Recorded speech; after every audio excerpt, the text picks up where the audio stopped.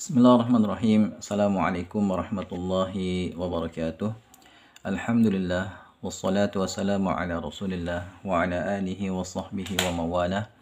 Amma ba'du, ikhwani wa akhwati fillah rahimani wa rahimakumullah. Insyaallah taala pada kesempatan kali ini kita akan membahas kembali ya buku kosakata muhadasah untuk pemula ya. Dan sekarang kita akan bahas bab 2 tentang keluarga. Kosakata yang berkaitan dengan keluarga. Ya, keluarga bahasa Arabnya itu al-usratu. Al-usratu, keluarga. Antum buka bukunya halaman 9 ya. Di situ pertama itu abun atau walidun ya. Abun artinya ayah, walidun juga ayah ya. Tapi yang populer itu abun. Dan perlu saya jelaskan ya, lafaz abun, ya lafaz abun ini, kalau tidak disandarkan dengan kata yang lain, maka tulisannya abun seperti ini. Ya, abun. Seperti yang tertulis di sini. Tapi kalau dia disandarkan dengan kata yang lain, ya misalnya kita sandarkan dengan dhamir atau kata ganti ka, kamu. Atau bisa juga ki, ya. Ka atau ki, yang artinya kamu. Kalau ka, kamu laki-laki, ki perempuan ya. Ini dhamir kata ganti ya. Atau bisa pelajari dhamir ada di channel ini ya, tentang dhamir, bisa antum pelajari di sana. Ya, kalau lafaz abun ini disandarkan, maka nanti cara bacanya ada 3. Bisa abuka ya dengan akhiran waw. Abuka bapakmu, abaka bapakmu, abika bapakmu juga.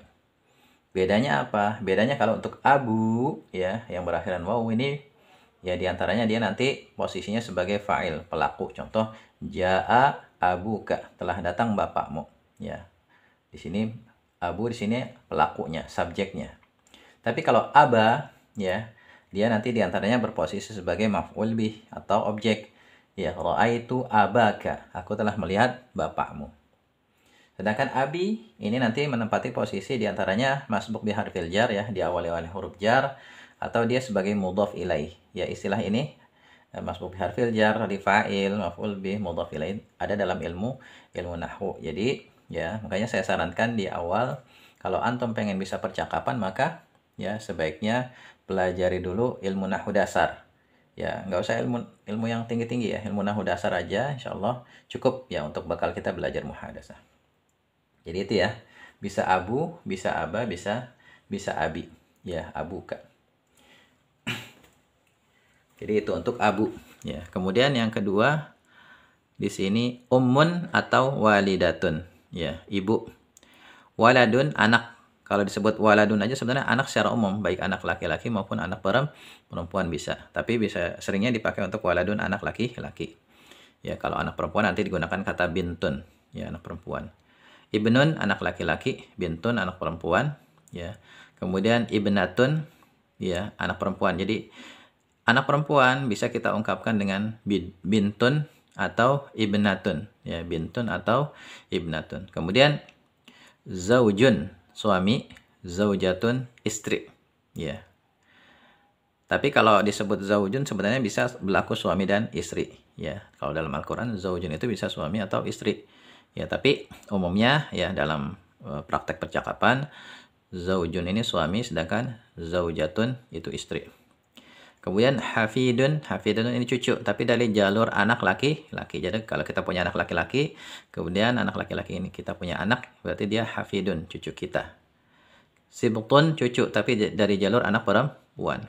Kemudian jaddun kakek, jaddatun nenek, akhun saudara laki-laki ya. Ukhtun saudari atau saudara perempuan atau saudari.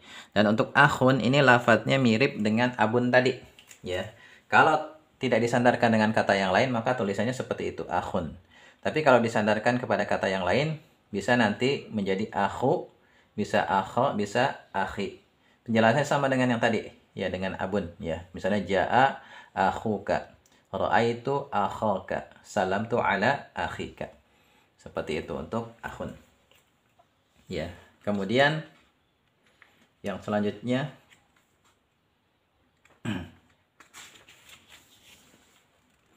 Selanjutnya di sini amun paman ya, paman tapi dari jalur ayah. Khalun paman juga tapi dari jalur ibu. Ammatun bibi dari jalur ayah. Khalatun bibi dari jalur ibu. Kemudian ibnul akhi keponakan laki-laki ya. Ibnul akhi berarti anak dari saudara, berarti keponakan ya. Bintul akhi keponakan perempuan. Kemudian ibnul ammi sepupu laki-laki ya, anak dari paman. Bintul ammi sepupu perempuan. Kemudian hamun mertua laki-laki. Hamatun mertua perempuan. Dan untuk hamun sama dengan abu dan akhu ya. Nanti bisa bentuknya hamu, bisa hama, bisa hami. Contoh, ja'a hamuka, ra'aitu hamaka, salamtu ala hamika. Seperti itu. Dan lafaz ini, abu, akhu, hamu ini, kalau dalam ilmu nahwu nanti masuk ke dalam kelompok asmaul khamsah. Ya, nanti ada 5 kata yang itu nanti bentuk perubahannya sama. Ya, seperti abu, akhu, hamu, nanti abu bisa aba, bisa abi. Akhu, akho, akhi. Hamu, hama, hami. Ya, dalam ilmu nahwu ada nanti namanya asmaul khamsah. Ya, demikian ya kosakata kita kali ini. Dan sebenarnya lebih gampang lagi menghafalnya kalau antum punya seperti ini nih. Seperti syajaratul usrah, pohon keluarga. Ya, di sini nanti bisa lebih terbayang ya posisinya. Dimulai dari ana, saya, kemudian ada umun, ada abun, dan seterusnya. Ini saya dapat dari internet ya, dari Ma'had Umar bin Khattab. Kemudian saya cetak dan ini biasa saya pakai dalam belajar di kelas ya. Bagus kalau antum coba cari di internet dan antum cetak sendiri untuk menghafal mufradat berkaitan dengan usrah ya, al-usrah.